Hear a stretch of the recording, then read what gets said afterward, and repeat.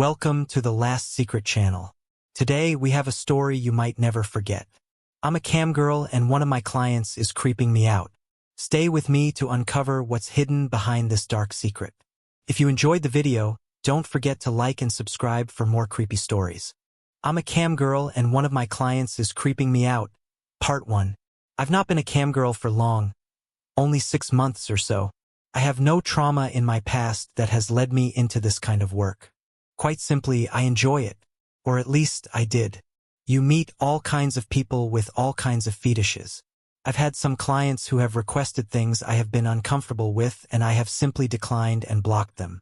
The website I work for looks after us and makes sure we never feel we have to do anything we are uncomfortable with. Usually, though, people are quite normal. Some people want to see my feet. Some people want me to sit in an oversized t-shirt and pretend to be their girlfriend. Some people want a standard show. People find my profile through the website and they pay per minute. Some people only ever call once, but some people end up becoming regulars and I get to know what they like. I've been in some strange situations, but on the whole, I like my job and I like my clients. One client, who I will call Jason, has been calling me every few days or so since I started. He was one of my first clients.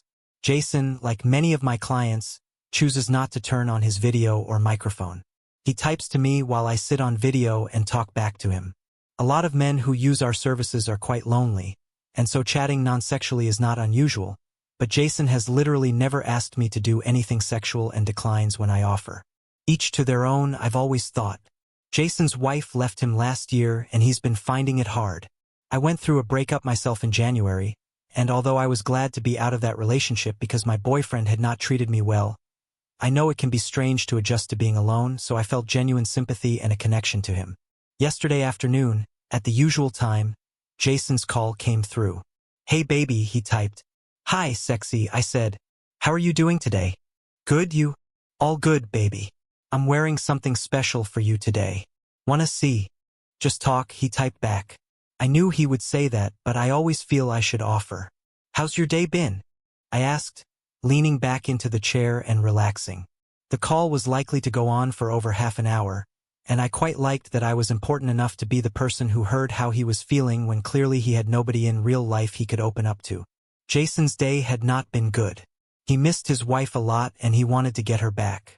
He wanted my advice on how to approach her and what he could say and how he could convince her that he would be a better husband now. I felt a bit protective of Jason, and although I didn't want to piss him off, I tried to tell him that he needs to find a woman who wants him and values him for who he is, and he doesn't need to change to be with someone who doesn't really want him. "You mean a woman like you?" he typed. Then he added, "How can you possibly be single?" This is where it gets tricky. I try not to reveal too much about my personal life, and usually direct the conversation back to the client. After all, they are paying and it is their time. I also need them to understand that it is a service they are paying for, and I am not, in fact, their girlfriend, although it's fine if we roleplay as such on the call. Having that boundary is easier and fairer to everyone when I haven't confided in them. You need to find someone who you like who likes you. Someone who makes you feel special. "You make me feel special," he typed. "Thanks, baby," I said. "You will find someone soon. I know it." I wanted to change the subject as I felt quite uncomfortable. I knew that if this carried on, I would need to remind him that this was just roleplay and that we weren't actually in any way together, but obviously that was quite a mood killer and I didn't want to upset him. I have this chat with all of my clients in the beginning, when they first reach out to me. I go over boundaries, how it all works, the types of things I offer, find out what they like, and discuss whether I am the right person for them. I didn't want to bring up the "I'm not really your girlfriend" chat again unless completely necessary. After all, it was their time and they were paying for this role play. Luckily, he changed the topic and we chatted a little about his work and other mundane stuff for a few minutes. "Where's the picture gone?" he eventually said. "What picture?" "The one on the wall." I frowned. I'd taken down the canvas picture on the wall earlier that day. I'd never really liked it. Recently, I'd decided that now I was single, I should make the most of the fact that I can decorate the apartment in any way I want, so I'd taken down the art I didn't like, ordered some more, and even bought myself a zebra print rug. "How do you know it was there?" I said. The picture had been on the wall facing me, and it would never have been visible on my webcam. "Mirror. Shit. I had to look close to see, but in my background you could see the mirror behind me and presumably he'd been able to see the picture in the reflection. He must have damn good eyesight or a really big screen. I tried to subtly look around, to figure out what else my clients might have been able to see this whole time. My webcam faced the wall and I'd positioned myself like that on purpose. I didn't want them to see anything personal of mine, including my apartment or any of my stuff in it. Even though I was regularly getting naked, them seeing my home felt like a weird invasion of privacy. I made a mental note to sort out the mirror later and tried to carry on with small talk. It was probably a bit strange to him that I'd gotten weirded out by a simple comment, but I think I managed to recover the situation. He hung up soon after that and I pushed it out of my mind. I went for a bath after that and got changed. I'd arranged to go on a date. It would be the first date I'd been on since my breakup and I was nervous. His name was Carl and I'd met him at the library, where he helped me to find a book. A real meet-cute. Not like most of the guys who I dated who I met at 3 a.m. at the club. We met for dinner and drinks, and the date went well. Very well, in fact. Because of my nervousness, the wine went down a little too well and I soon found myself in that very slightly hazy state where everything in the world is good. I stopped drinking then, not wanting to embarrass myself, and he followed my lead. We talked for hours about our lives and our interests. He was smart. He was interested in me. Truth be told, at one point in my life I may have described him as boring, but he wasn't. He was just someone who was open about what he was looking for and wanted to meet someone who was like-minded. It was me who kissed him. He looked taken aback initially, but then kissed me back. It was sweet. He walked me home at the end of the date, and as he turned to leave, I called out after him, "Do you want to come inside?" We sat on the couch and watched a movie. Actually, we watched about a third of the movie. When things started getting heated, he stopped to ask me if I was sure and told me he was happy to wait. He was so sweet, and although I hadn't planned to have sex on the first date, I wanted him right then more than I'd ever wanted anyone. We didn't even make it to the bedroom. We did it right there on the couch. Carl cared about pleasuring me. It wasn't just a race to the finish line. When Mr. Scruffles, my cat, decided to try to hop on the couch with us at one point, he just laughed. I was smitten already. I fell asleep, in a state of utter bliss.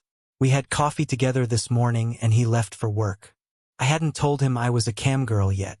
Maybe that was wrong. I was just so worried that he wouldn't be okay with it, and telling people on a first date seemed like a bad idea. I had batted off the question with some vague comment and told him I worked from home, which was technically true. After showering and doing my makeup, I logged on, ready to work, feeling a bit strange after last night, about the fact I was about to talk to the men I was about to talk to, in the way I was about to talk to them. Well, I thought to myself, a girl's gotta work. A girl's gotta eat. Jason called me, which was odd since we had spoken yesterday. Normally it was just once every few days. "Hey baby," I said. "How are things going today?" "You're a fucking slut," he typed. I froze. What the fuck? He never spoke like that. Some people said stuff like that in the middle of dirty talk, but it had never been like that with Jason. Before I could say anything, he was typing again. "You loved his big dick, didn't you? You're fucking disgusting." I ended the call immediately and blocked him. How had he known? I looked around, completely confused, and then I got up to pace around the room. Literally, the only person I'd told that I was going on a date was my best friend Karen, and the only person who knew that I had slept with Carl was Carl. My eyes darted around the room and rested on my laptop. I'd heard about webcams being hacked, but I wasn't sure how he could have done it. The website I worked for was secure. How would he have accessed it? I didn't know much about technology, and an internet search gave me a lot of stuff that was too technological for me to understand, as well as some dramatic and scary news articles.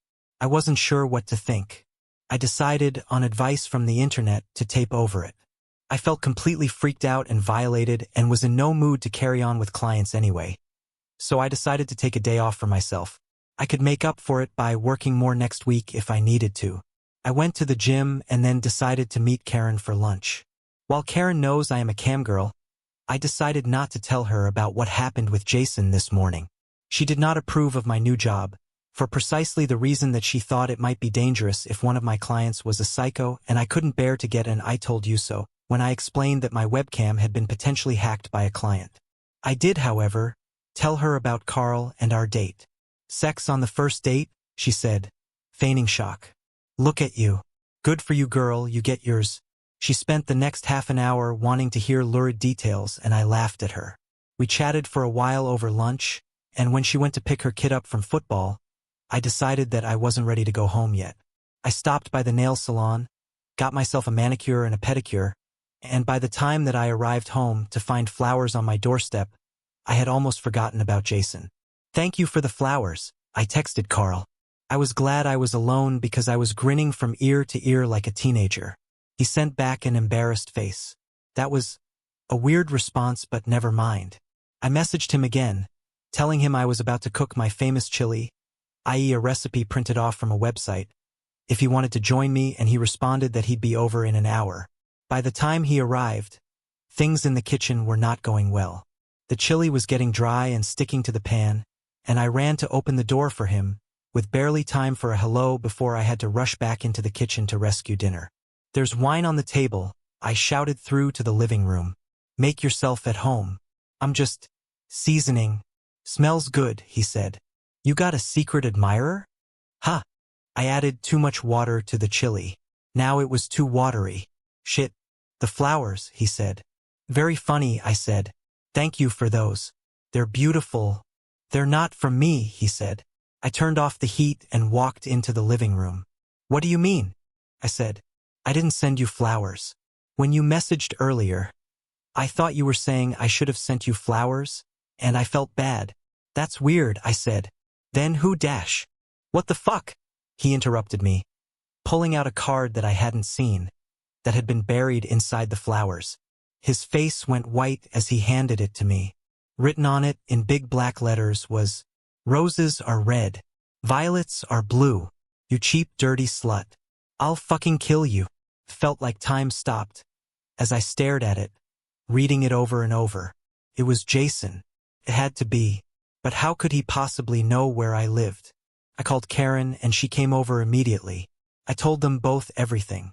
Carl was shocked and said he wished I had told him, but he was more concerned with making sure I am okay. I'm really worried that this guy knows where I live and might be dangerous, so I'm going to stay with Karen tonight, and she thinks I should contact the police in the morning.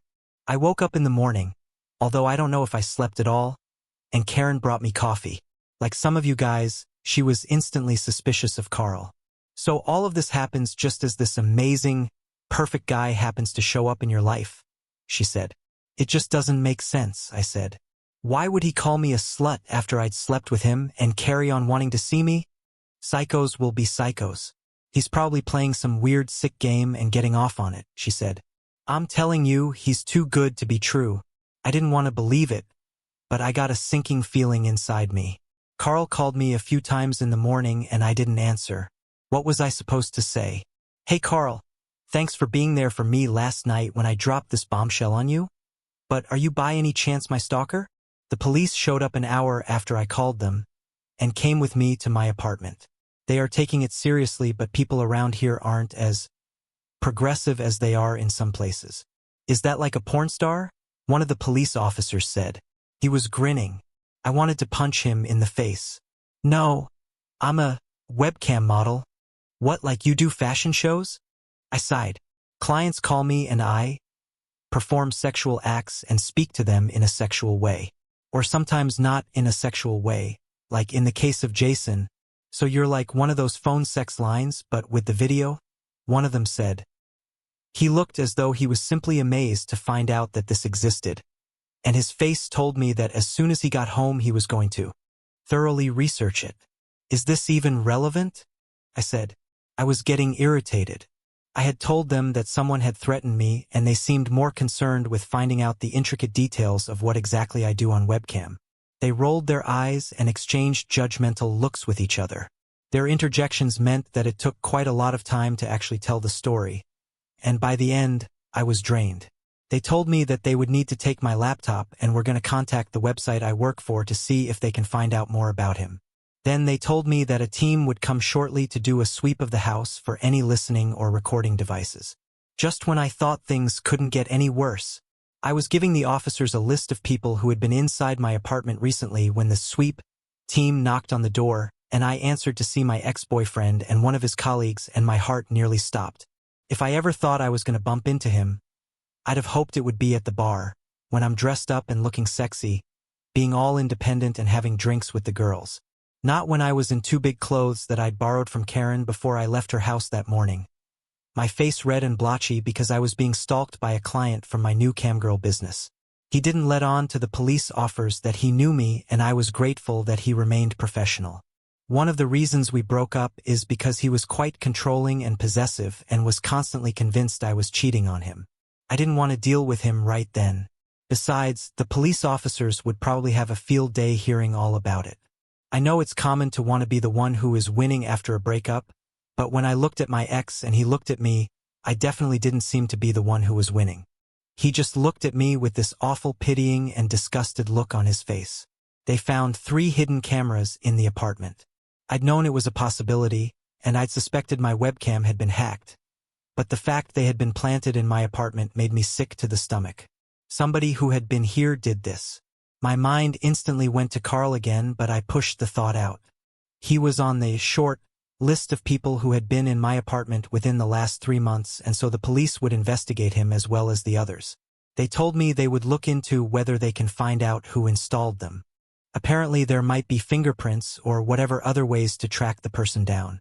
When they left, they advised me not to stay at my apartment while they were investigating.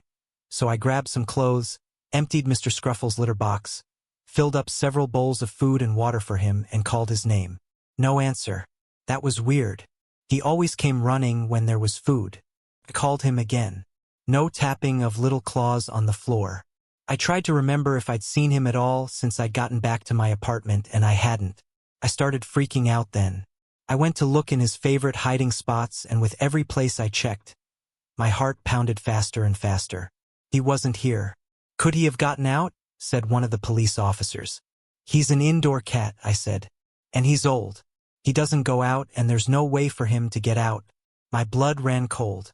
They helped me search the apartment until finally we had to accept that he was, in fact, gone.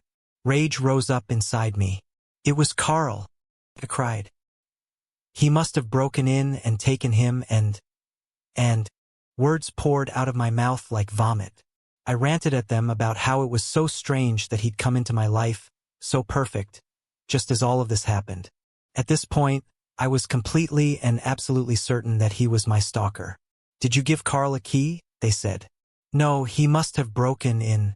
There aren't any signs of a break-in. Are you sure your cat didn't just get out? You know, when cats are close to death, they are known to want to be alone and sometimes run away. I wasn't even listening. Couldn't breathe. Who would take someone's cat? Why would he want Mr. Scruffles? What sick game was he playing? A police officer took me back to Karen's and told me that they would update me as soon as possible. They reassured me that they would question Carl, but at this point, I was so convinced that it was him that I was practically shouting at them to go and get him, lock him up and throw away the key. It was only when I arrived at Karen's house that I realized I may have made a mistake. When we got there, she was hysterical. She had left that morning when I did, to drop off her son at school and take her husband to his hospital appointment. When she came home, she found a note stuck to her door, which said, "You and your crippled husband need to mind your own business." Pinned under the note was a picture of their son from the weekend at his football practice.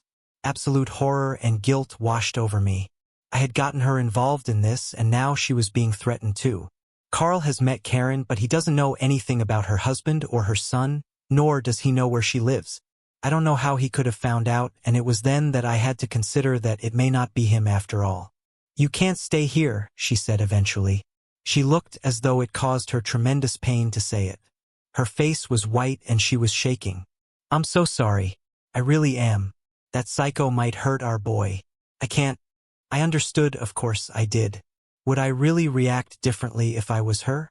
Karen and I have been friends for years, and the last thing I wanted was to put her in danger. I don't know what to do or who to trust. I can't think, and I just keep going over everything in my head. I don't want to reveal any details about where I am now, in case Jason somehow sees this, but I am safe for now. The police can't find him. They went to his house and he's not there. It's definitely him, though. I woke up this morning to a message from a number I didn't recognize. It said, "This has gotten out of hand. I still love you, Cece." He was the only one who ever called me that. I always hated it. Felt like a little girl's name. I left him because his behavior became too much. He expected me to look at the floor when we were out and didn't want me to talk to other men. He hated all of my friends. He always told me they were a bad influence on me and I shouldn't see them anymore. He believed that since we had each other, we didn't need anyone else. Of course, his friends were an exception because they were good guys. He was never violent, though. He never hurt me. I can't believe he would torment me the way he has. When I broke up with him, he was devastated. He dropped to his knees and begged me not to leave, but I told him I had to do what was best for me. I told him that if he loved me, he needed to let me go because I wasn't happy. I thought he understood. All of the leads that the police followed have come up with dead ends, but they think they can nail him with this message. He has no way of knowing where I am, but they are sending an officer around to stay with me as a precaution. It's been 20 minutes since I called them, and even though I'm safe here, I hope they arrive soon. I've become really paranoid. Every time I hear a tiny noise, I jump. Earlier, I heard a tap on the window and I spilled my scalding hot coffee all over me. It was just a tree branch tapping. I've not slept since all of this started. I can't eat anything. I keep getting these surges of panic wash over me, and anything I eat comes straight back up again. You hear about these things happening, but you never think they will happen to you. I never thought that someone I knew and that someone I once thought I loved could put me through this. I keep hoping that there's somehow a mistake and it's just some random crazy guy. I just want them to find him and arrest him so I can live my life. I feel so guilty that I didn't trust Carl. He's been nothing but good to me. I tried to call him today, but there was no answer. I know I haven't known him long, but I felt something special with him, and I hope that when this is over, we can have a proper second date. It's funny that it was only days ago that we had our first date, and I came home feeling better than I had in a very long time. That's the door. We'll update later after I've spoken to police. You all really thought I would hurt the cat, didn't you? I am not a monster. I am the one who bought her that cat, and it was supposed to be ours. Apparently, moving to a new apartment would stress him out is a perfectly good reason to keep him for herself after we broke up. I would never hurt Mr. Scruffles, a ridiculous name if you ask me, poor emasculated little guy. But of course she always got her way. I just wanted him back, the same way I just wanted her back. I wanted us to be family again. That is the thing that you are not understanding. I loved her, despite her flaws. I always thought she looked peaceful when she was sleeping, controlling and possessive. It has been quite amusing to read her ridiculous version of events. She has always been childlike and impulsive, always desperately seeking validation wherever she can, even with strangers on the internet. She always needed looking after like a child. I tried to look after her because I loved her. I did not want her to get into a dangerous situation. She never understood what men are really like. She always said I was paranoid, but I know I am not. I saw the way she looked at my friends. Of course, they looked at her back, but who could blame them? They are men. I had to make sure nobody took her from me, but she did not help things. She would always look at them for a second too long. She would wear revealing outfits when they came over. Whenever I left the room to get drinks, I would hear her in there with them, giggling like a teenager. It did not even matter if their wives were with them. She was shameless. And then when I walked back in, it would stop and her eyes would drop to the floor as she was caught red-handed. It is embarrassing, you know, being treated like that in front of all my friends. And when I got angry, everyone in the room would get uncomfortable and leave, and it was all because of her. I loved her anyway. I loved her despite all that. And finally, she betrayed me. One day I came home from work and she said she couldn't do it anymore. Couldn't do what? Love me? How can you just stop loving someone? She made me move out of her apartment and suddenly it was over out of nowhere. I would have done anything to get her back. I wanted to show her how much I love her. It is true what they say, isn't it? You could get a pizza delivery faster than the police. I put the cameras in months before we even broke up. I am sure you understand why. Now I have explained everything. I needed to make sure she did not do anything wrong when I was not there. Of course, she had a real job back then. I would never have allowed her to become an online prostitute, but I could not be with her all of the time. It is quite addictive to watch someone when they do not know that you are watching. When you watch someone behaving in the way that they do when they think they are completely alone, you really know them in a way that nobody else does. Of course, she is not the brightest. She had not even considered it might be me until you all told her. You kind of ruined the rest of my plan, by the way. Thank you for that. Oh well, plans change. Admittedly, it is kind of cute that she thought I would not find her here. How can you hide from someone who knows everything about you? I watched her after we broke up, and she did not even seem sad about it at all. Quite the opposite, in fact. And of course, she set up that ridiculous webcam stuff. It is disgusting when someone you love is whoring themselves out for anyone with a credit card. I was not lying to her. Maybe my name is not Jason, and maybe I changed a couple of details, but everything else was true. When I was Jason, she liked me. I just needed a little more time, and then I was going to tell her who I really was. I had it all planned out, and she was going to realize she still loved me and come right back to me. She would stop talking to all those other men online, and I would have her back. That is, of course, until that pathetic excuse for a man. Well, I saw all of it. I saw what she did with him right on the couch. The couch that we had spent so much time together on. I saw how much she enjoyed it. How much she enjoyed someone she barely even knew. He is not even good looking. Well, he certainly is not anymore. I dealt with him because I had to. It was nothing personal. I am not a bad person, you see. I just love her so much that I cannot cope with not having her. I cannot allow her to belong to somebody else. It is quite cathartic to tell your story, isn't it? I guess I can see why she liked doing this. The police have finally arrived. I suppose they will be wanting to speak with me.